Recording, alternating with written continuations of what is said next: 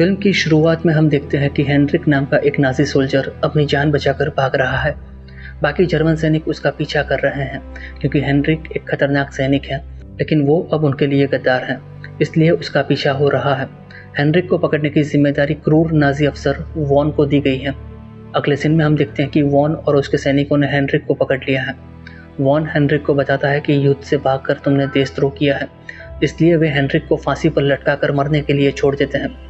Heinrich अपनी आखिरी सांसें गिन रहा है, तभी उसे अपनी पत्नी और बेटी याद आती हैं। वो मरने की कगार पर है, तभी एक लड़की आके उसकी जान बचा लेती है। वॉन और उसके सैनिक एक जर्मन शहर में एंटर होते हैं। वहीं हेनरिक कुछ समय तक बेहोश रहने के बाद होश में आता है, जहां एल्सा और उसका भाई पॉल हेनरिक को मदद करते हैं। पॉल मेंटली डिसेबल है। वहीं वॉन शहर के मेयर रॉबर्ट से मिलता है और लोवेंस्टीन फैमिली के घर के बारे में पूछता है। रॉबर्ट कहता है कि उसके परिवार को निकाल दिया गया है और उनका घर खंडर बन चुका है। वॉन घर के सामान के बारे में पूछता है। रॉबर्ट कहता है कि गांव के लोग काफ़ी वक्त पहले यहाँ से सब कुछ ले गए थे। फिर भी वॉन कुछ मूल्यवान चीज़ों के लिए घर की खुदाई करवाना चाहता है।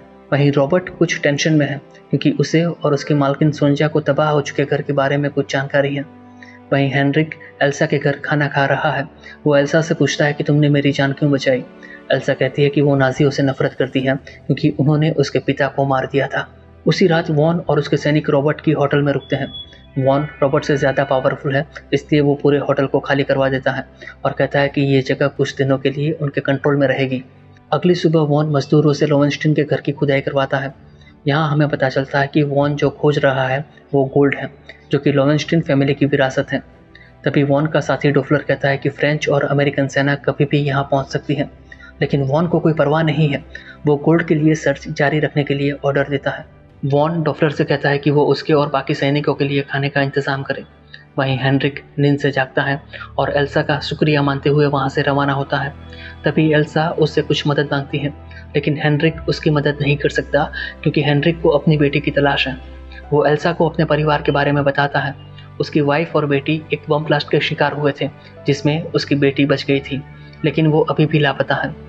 ये सुनकर एल्सा हेनरिक को जाने देती है। हेनरिक जा ही रहा था कि तभी पॉल आके बताता है कि नाज़ी सैनिक उनकी ओर आ रहे हैं। ये डोफलर और उनके सैनिक हैं जो खाने की तलाश में हैं। डोफलर अपने सैनिकों को आदेश देता है कि वे एल्सा की मुर्गियों को पकड़ लें। तभी एल्सा अपनी राइफल के साथ बाहर आकर उन्हें धमकी देती है और कहती है कि वे सारी मुर्गियां न लें और उनके लिए भी कुछ रहने दें। डोफलर एल्सा की बहादुरी से प्रभावित होता है और उसके घर में जाता है। एल्सा कहती है कि वो अपने भाई के साथ रहती है, लेकिन डोफलर को डाउट है कि एल्सा उससे कुछ छिपा रही है। वहीं हेनरिक अटारी में छिप गया है। तभी डोफलर एल्सा का नेकलेस छीन लेता है। एल्सा उसे वापस देना चाहती है, लेकिन डोफलर उसके साथ जबरदस्ती करता है। हेनरिक से ये देखा नहीं जाता, इसलिए वो डोफलर के सैनिकों पर घातक हमला करता है। वो और एल्सा सभी सैनिकों को मार देते हैं, लेकिन डोफलर भागने में कामयाब रहता है। तभी हेनरिक जर्मन सैनिक की मशीन गन लेकर भाग रहे सैनिकों पर फायर करता है और बाकी सैनिकों को भी मार देता है। इस घटना के बाद हेनरिक एल्सा और उसके भाई को उस जगह से अपने साथ ले जा रहा है क्योंकि डोफलर वहां से जाके वॉन को रिपोर्ट करेगा और वे यहाँ आते ही होंगे। जाने से पहले वे मरे हुए जर्मन सैनिकों के हथियार और बाकी सामान ले लेते हैं। वे जंगल की ओर आगे बढ़ते हैं। दूसरी ओर डोफलर का इलाज चल रहा है। वो एल्सा के घर पर क्या हुआ उसके बारे में सबको बताता है। वो काफ़ी गुस्से में है और तीनों को मारकर अपना बदला लेना चाहता है। हेनरिक अपने साथियों के साथ जंगल में आराम कर रहा है। वे तीनों एक गुफा में रात गुजारने का फैसला करते हैं। अगली सुबह एल्सा देखती है कि पॉल वहाँ पर नहीं है। वे तुरंत उसे खोजने जाते हैं। वहीं पॉल अपनी गाय की देखभाल करने के लिए वापस घर आया है। तभी डोफलर और उसके साथी वहाँ आकर उसे पकड़ लेते हैं। वे पॉल को टॉर्चर करते हैं ताकि वो हेनरिक और एल्सा का लोकेशन बताए, लेकिन पॉल को कुछ समझ नहीं आता, इसलिए डोफलर पॉल की फेवरेट गाय को गोली मार देता है। फिर वो उसके घर को भी जला देता है। दूर से एल्सा देखती है कि डोफलर उसके भाई को अपने साथ किडनैप करके ले जा रहा है। वहीं वॉन को यहूदी परिवार का सोना अभी तक नहीं मिला, इसलिए वो रॉबर्ट को बुलाकर पूछता है कि सोना कहाँ है। रॉबर्ट ऐसे रिएक्ट करता है कि जैसे वो कुछ जानता ही ना हो। वॉन को लगता है कि इस शहर के लोगों में उसका डर नहीं है, इसलिए वो पॉल को बीच चौराहे पर फांसी देने का फैसला करता है। वहीं हेनरिक और एल्सा भी शहर में आते हैं। वे दूर से भीड़ देखते हैं। कुछ वक्त बाद चर्च के प्रीस्ट वॉन को मना करते हैं कि पॉल को फांसी न दी जाए। ये सुनकर डोफलर उस प्रीस्ट को पीटता है। एल्सा वहां जाना चाहती है, लेकिन हेनरिक उसे रोकता है। फिर वे एक महिला से मदद मांगते हैं जिसका नाम है इमगार्ड। अब दो सैनिक पॉल को फांसी देने के लिए चर्च के बेल टावर पे ले जा रहे हैं। ये दोनों सैनिक पॉल का मजाक उड़ाते हैं। गुस्से में आकर पॉल एक सैनिक से गन छीनकर उसे नीचे धकेल देता है। वहीं दूसरे सैनिक को गोलियों से भून देता है। इस हंगामे के दौरान हेनरिक और एल्सा चर्च के पीछे के दरवाजे से अंदर जाते हैं। वहीं पॉल नाजी सैनिकों पर गोलियां बरसाता है। तभी वॉन पॉल को हेडशॉट मार देता है।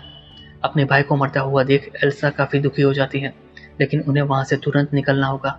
चर्च के बाहर वॉन रॉबर्ट और वहाँ के लोगों को धमकी देता है कि अगर उसे गोल्ड का पता नहीं चला तो वो सबको मार देगा। तभी एल्सा वॉन की ओर गोलियां चलाती हुई आगे बढ़ती है, लेकिन वॉन बच जाता है। एल्सा की बहादुरी देखकर वो चौंक जाता है। वो एल्सा को देखता ही रहता है। तभी डॉफलर और बाकी सैनिक हेनरिक का पीछा करते हैं। हेनरिक चर्च की छत पर जाके फायरिंग करता है और जब उसकी गोलियां खत्म हो जाती हैं तब वो नाजी सैनिकों पर ग्रेनेड फेंककर चर्च से कूद जाता है। रास्ते में उसे और भी सैनिक मिलते हैं जिसका वो बहादुरी से मुकाबला करता है। तभी डॉफलर वहां आके हेनरिक पर हमला करता है। जब हेनरिक पलटवार करते हुए उसे मारने ही वाला होता है तभी अमेरिकन एयरफोर्स शहर पर हमला करती है। इस अटैक की आड़ में हेनरिक इमगार्ड के घर में छिप जाता है क्योंकि वो बुरी तरह घायल है और इस हालात में सैनिकों का मुकाबला नहीं कर सकता। इमगार्ड हेनरिक का इलाज करती है। कुछ देर बाद वहाँ पर प्रिस्ट आते हैं। हेनरिक उनसे पूछता है कि वॉन आखिर चाहता क्या है। प्रिस्ट कहते हैं कि एल्सा को गिरफ्तार कर लिया गया है और वॉन यहूदी परिवार का सोना चाहता है। इसी दौरान रॉबर्ट चुपके से अपने दो दोस्तों को मिलने बेसमेंट में आता है। यहाँ हमें पता चलता है कि इन तीनों को गोल्ड की लोकेशन मालूम है, लेकिन रॉबर्ट कहता है कि वो वॉन को सच बता देगा क्योंकि वो नहीं चाहता कि उसका बेटा मारा जाए। जब रॉबर्ट जा रहा होता है तभी उसके सिर पर फावड़े से वार होता है। वो नीचे गिर जाता है। ये सोंजा थी। सोंजा बाकी दो आदमियों से कहती है कि इसे मार कर दफना दो। वहीं एल्सा वॉन के कमरे में है जहाँ पर एक रोमांटिक डिनर रखा है। वॉन उसकी अच्छी खातिरदारी करता है।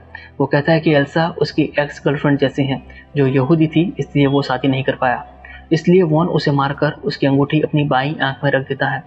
वो एल्सा के सामने अंगूठी निकालकर उसे प्रपोज करता है। हेनरिक और प्रिस्ट लोवेंस्टीन परिवार के बारे में बात कर रहे हैं जो शहर में एकमात्र यहूदी परिवार था।